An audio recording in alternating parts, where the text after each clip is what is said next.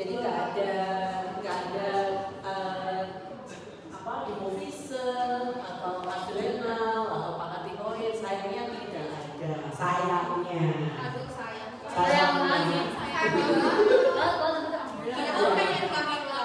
pengen banget ya, saya juga pengen kok. Saya sekali-kali keluarin jadi kayak adenoma, sekali-kali ya. Atau ini pheochromocytoma, ya saya ya. Oke.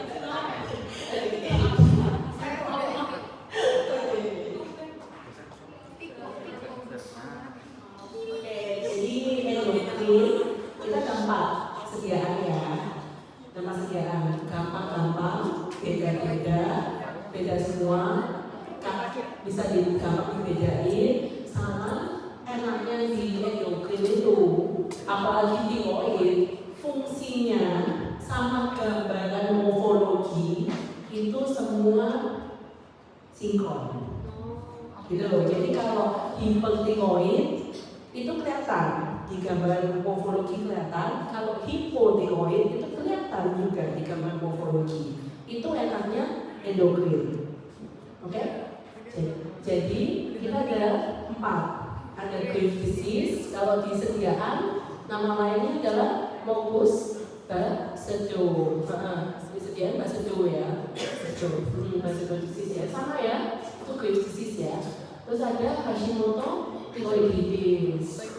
Nah, di sini ada adenomatous goiter, sama yang terakhir ada papillary thyroid carcinoma. Yang 3 ini, yang 2 ini adalah autoimun ya. Yang ini Cina, yang ini ganas. Oke? Itu ya. Itu bedanya itu ya. Gambarannya beda semua. Mohon diperhatikan soalnya, mohon diperhatikan lokasi organnya. Jangan sampai yang terutama yang ini jangan sampai dijawatin. Mirip ya dok ya? Mirip soalnya. Oh, ini cuma beda lokasinya dong? Ya iyalah. Ya kalau di leher ya coba-cobatin. Kalau di depan telinga jangan dijawab Hashimoto. Gitu loh maksudnya, di depan telinga atau di submandibula ya jangan dijawab Hashimoto. Tolong. Ya kalau sini masih walet ya kalau di sini toh. Di bawah lidah ya jangan dijawab Hashimoto. Tolong. Kalau jauh itu gua dok? Apa? Jauh. Salah ya salah. Oke. Hashimoto. Oke, kita mulai ya. Oke. Jadi iya, jauh itu mana? Apa? Jauh ini. Apa? Ajinomoto. Jauh itu cuma boleh Gak ada pilihannya sayangnya. Oke, jadi Graves' disease itu merupakan penyebab hipertiroid ya. Jadi naik ya. Nah, naik T4 naik. Apa yang terjadi sama TSH? Turun. Pinter. Disebabkan oleh adanya autoimunitas terhadap reseptor TSH, sehingga terjadi aktivasi reseptor, jadi peningkatan sintesis dan sekresi hormon. Jadi gini, kalian harus tahu hormon tiroid itu bahan dasarnya apa? Tiroglobulin. Tiroglobulin itu disimpan di mana? Di koloid yang ada di folikel tiroid. Jadi kalau misalnya ini naik, kemungkinan besar koloidnya pasti berkurang. Nah, ini coba dilihat mikroskopisnya lah, nyambung. Oke? Jadi gambarannya gini ya guys ya. Dia itu karena dia bukan keganasan, dia itu merupakan autoimun. Jadi pasti ada pembesaran tiroid yang diffuse, pasti diffuse. Terus jangan lupa karena dia hipertiroid, apa yang terjadi kayak menurut kalian? Terjadi aktivitas kan? Jadi apa yang terjadi? Vaskularisasi meningkat. Jadi warnanya pasti agak merah-merah pink gini. Oke? Jadi gambarannya gampang ya. Jadi diffuse membesarnya simetris. Terus biasanya dari potongannya dia itu warnanya merah atau pink karena peningkatan vaskularisasi. Oke? Nah, ini nggak ada massa ya, karena dia bukan keganasan. Oke, jadi kalau semua tiroid itu cara nulisnya gini, diterima potongan jaringan lobectomy atau total piloidectomy. Lobectomy artinya dia mengambil satu lokus. Kalau ada ismusnya namanya lobectomy. Lobectomy ya. Kuliah muda harus tahu ya, ada ya. Oke. Dengan berat sekian, ukuran sekian, tampak kelenjar tiroid membesar secara diffuse. Warnanya pink atau merah, konsistensi lunak, permukaan luar halus, pada irisan tampak halus dan tidak tampak masalah. Nah, gini. Kalau kalian tahu follicle tiroid yang mana? Soalnya kemarin kayaknya kelas A agak bingung. Follicle tiroid yang ini.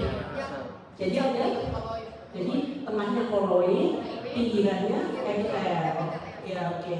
Jadi kalau hipertiroid tadi kan kita sudah belajar adanya penghabisan dari tiroglobulin. Jadi kan koloidnya berkurang. Itu akan termanifestasi dengan area kosong ini.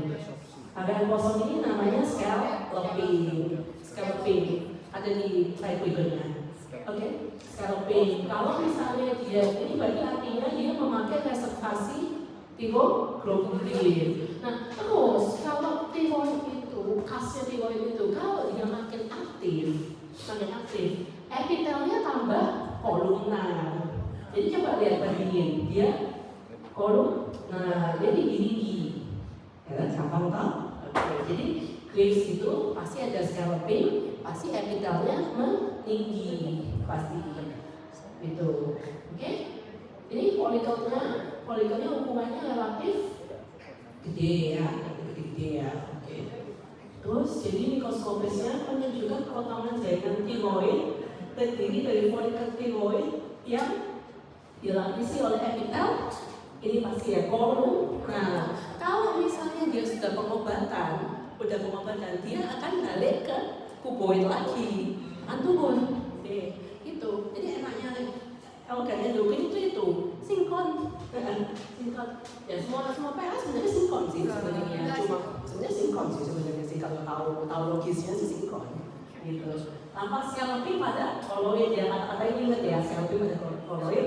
Area lain kadang-kadang itu ada sel limfosit membentuk germinal center. Kadang-kadang karena dia autoimun, jadi pasti ada infiltrat limfosit kadang-kadang. Bisa ada, bisa enggak. Oke? Nah, ini tidak tampak keganasan, penting ya, harus ditulis ini. Oke. Nah, ini kebalikannya. Jadi dia itu hipotiroid. Hashimoto thyroiditis, hipotiroid. Ini pada area di mana iodinnya cukup. Ini juga merupakan respon imun, tapi beda. Yang ini terhadap antigen tiroid, jadi dari ininya sendiri, dari organnya sendiri. Oke. Nah, gambarannya kayak gini. Beda nggak? Beda kan tentunya lebih gampang. Warnanya sudah beda. Tadi kan pink, ini warnanya lebih kayak kuning, coklat kuning. Nah, tapi pembesarannya juga sama-sama diffuse. Diffuse ya ini.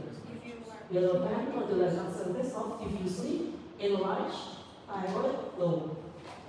Oke, total jaringan sama lobectomy, ismolobectomy atau total piloidectomy. Beratnya sekian, ukuran sekian, tiroid membesar secara diffuse, tergantung dapetnya apa.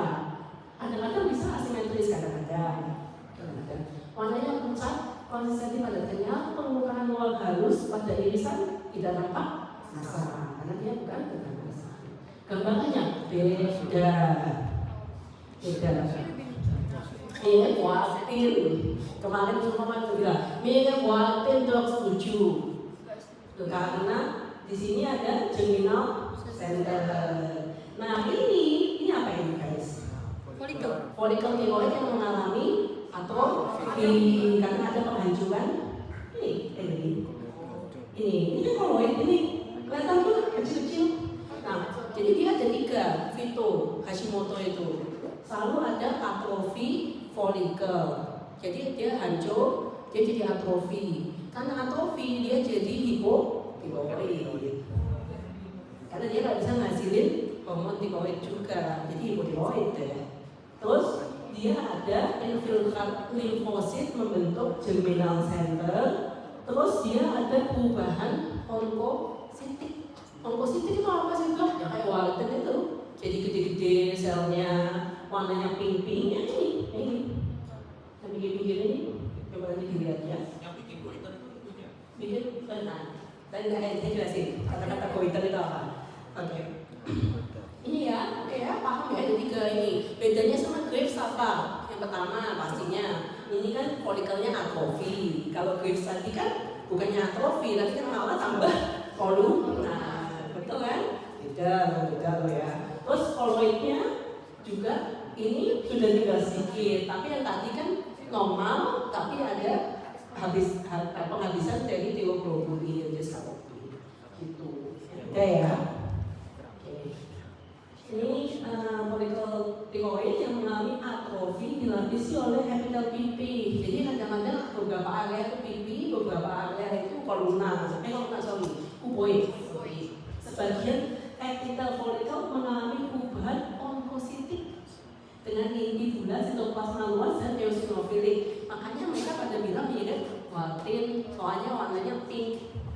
Jadi kan pink, terus ada germinal center gitu ya, kayak Waltin. Memang benar sih, setuju.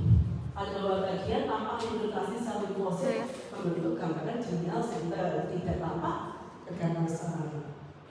Oke, ini, nah ini adenomatous goiter. Jadi tadi menyikapi pertanyaan dari Henry ya. Klinisi itu menyebutkan goiter itu artinya pembesaran kelenjar tiroid. Udah gitu aja, terserah mau penyebabnya apa. Goiter itu artinya pembesaran kelenjar tiroid. Goiter atau struma. Mereka selalu ngomong itu. Struma tiroid. Bingung sedikit sudah.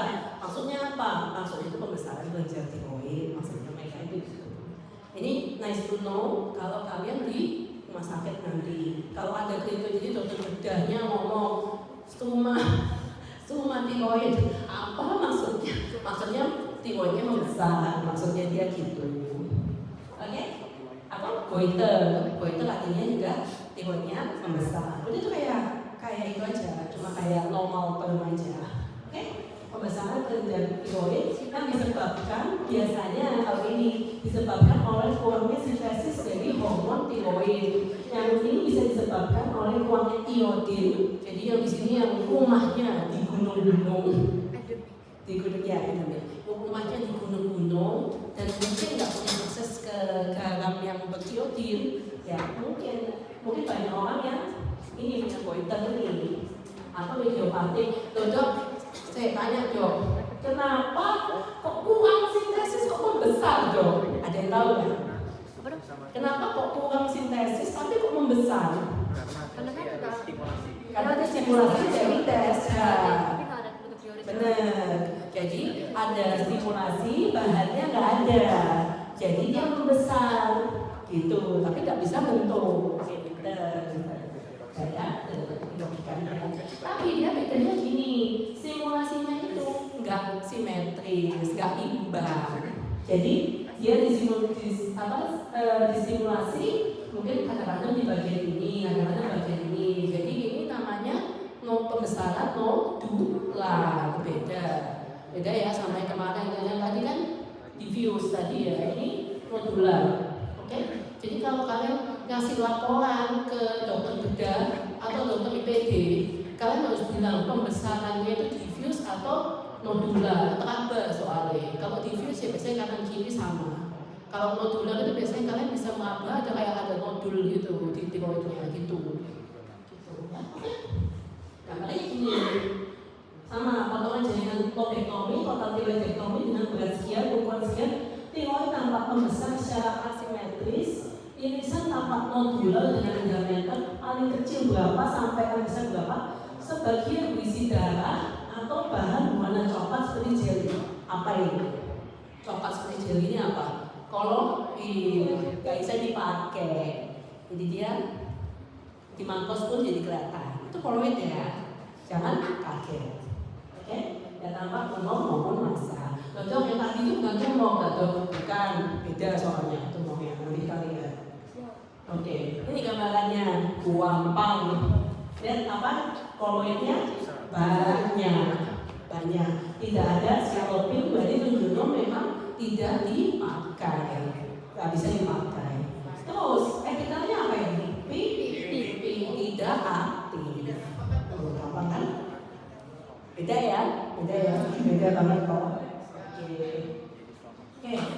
gampang deskripsinya. Potongan jaringan tiroid dengan folikel tiroid berbagai ukuran dilapisi oleh epitel pipi. Nah, di tempatnya kalian kayaknya epitelnya masih belum terlalu pipi, masih kayak lebih kayak kuboid masih. Tapi jelas dia bukan Hashimoto, jelas dia bukan Graves. Kelihatan kok, koloidnya itu masih penuh gitu. Oke? Tidak tampak agak ganas. Oke. Yang ini yang ganas ini paling umum segala usia. Anak di Sutomo paling muda kita ketemu 11 tahun. 11 tahun. Paling tua kayaknya kita ketemu 70 sekian tahun. Jangan kan gitu, teman saya yang PPDS aja 35 tahun kena. Teman saya ya. Karena tidak tahu. Ya tidak tahu itu cancer kan. Iya, Bisa genetik. genetik bisa. Oke. Nah ini gambarannya. Apa bedanya sama yang tadi? Kelihatan kalau dia bertukur. Terus coba lihat ini. Ini sudah tembus kemana-mana. Nah ini, halo, sini apa? Itu udah apa itu? Bisa kontrak. Oke. Bisa ke rahim juga betul. Bisa ke rahim, bisa ke ini. Cuma biasanya sih ini biasanya dia itu bukan tipe yang ganas banget. Jadi biasanya itu kayak butuh waktu juga.